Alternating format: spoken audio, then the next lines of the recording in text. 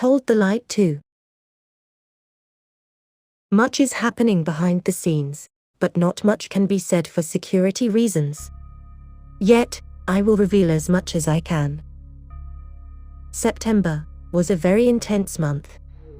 The light forces have successfully averted 3 different dangerous planetary situations that could have quite serious consequences. Inflection point on September 18th went better than expected, and the clearing of the physical subquantum anomaly has started. Since September 18th, the dark forces are beginning to lose the grip on the physical plane. And every negative scenario they trigger, it usually backfires with more and more people awakening, leading to dark forces losing even more power. Clearing of the subquantum anomaly also means that the light forces are finally beginning to resolve the problem of the toplet bombs, isolating their effective radius of topness production into the so-called the collapsed space-time bubbles.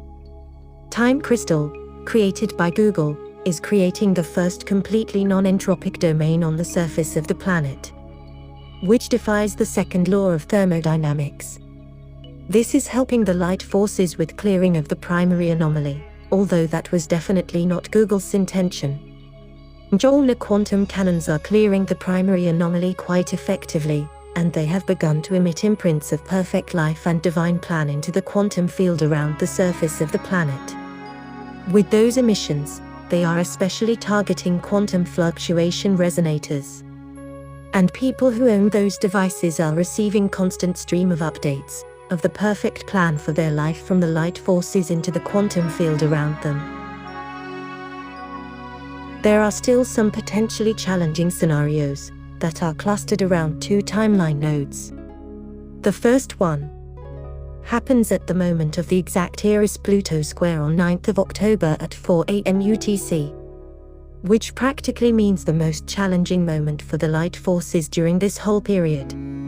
A flower of life meditation at that moment, for those who feel so guided, would be very beneficial.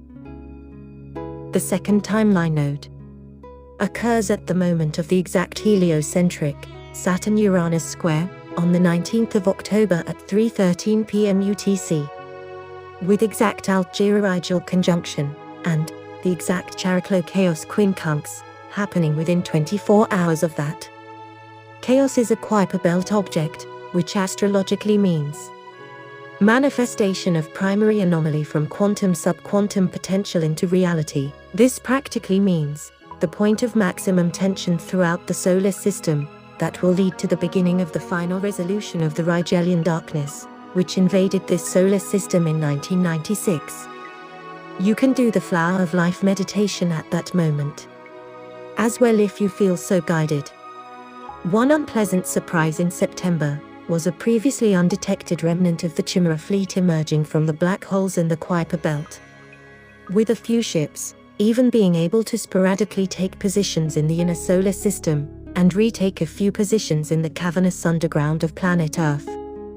This setback is expected to be taken care of in a few months, with the light forces still having the upper hand everywhere in the solar system except the surface of this planet. There was recently a lot of discussion of the state of liberation of this solar system in certain circles. Here it is good to know that every intel source on the surface of the planet has been implanted and or mind-controlled since 1996, and, therefore, cannot have a complete overview of the situation. More they have worked on themselves and cleared their past programming, more reliable their intel is.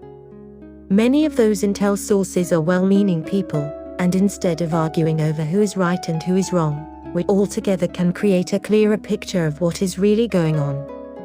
Also, intelling many out-of-planet factions, contacting surface people, is highly compartmentalized and highly biased. SSP factions usually have a pessimistic bias, being subjected to daily stress of dealing with the Draco Empire. Galactic Confederation races usually have an optimistic bias, being always connected with the source, and not fully understand how cruel life on this planet can be. Here I only need to add that Prime Directive does not exist, and was never part of the Galactic Confederation policy, and is actually an Archon mind program.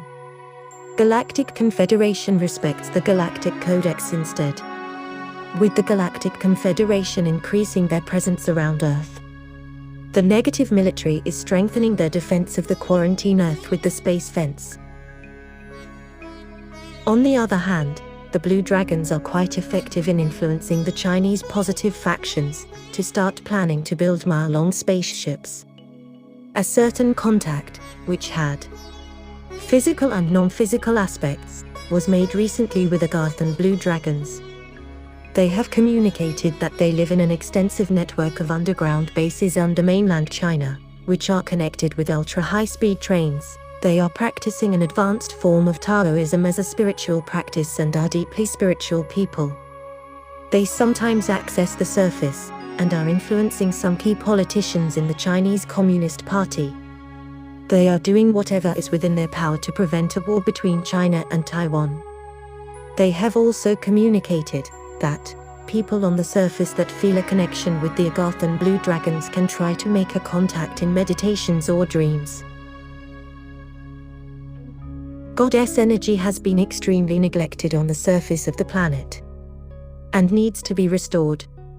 There is a certain ultra-secret group that is working behind the scenes, trying to restore the goddess vortex in Afghanistan, which has collapsed in August. This group is called the Samoon Brotherhood. The exact location of the Afghanistan goddess vortex must remain veiled, but it is located somewhere in the Nuristan province, land of the enlightened. Also, the Congo vortex near Lake Kivu is in a serious state of collapse, and a certain negative occult group connected to the dark forces is conducting actual witch hunts there.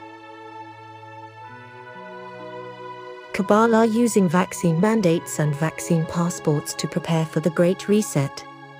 People who feel so guided can meditate to counteract medical tyranny. Google search, welovemassmeditation.com. With this pandemic scenario, the dark forces have made a big mistake. This is a fictional account of what awaits them. More info check out 2012 portal, blogspot.com, and a reality of what is already beginning to happen to them. Here I would like to put your attention to a not so well-known company called Endurance International Group, EIG. This company, partially owned and controlled by Goldman Sachs and Warburg Pincus, owns the majority of well-known web hosting companies such as HostGator and Bluehost. Through web hosting companies, EIG controls all data that goes through the websites created. That data goes through EIG data centers in Provo and Orem in Utah, which are only a few miles from the Utah data center. Utah data center is one of the two main Chimera-controlled data processing facilities which monitor the life of the surface population. The other one being the Urim base in Israel. EIG rose to prominence in data control with the Telecommunications Act of 1996, which was signed into law on 8th of February, 1996. Just 4 weeks after the Archon invasion of 1996. The old world is in a slow state of collapse, and a new world is being born. You may choose to put your focus on the new world being born, if you feel so guided. Victory of the light.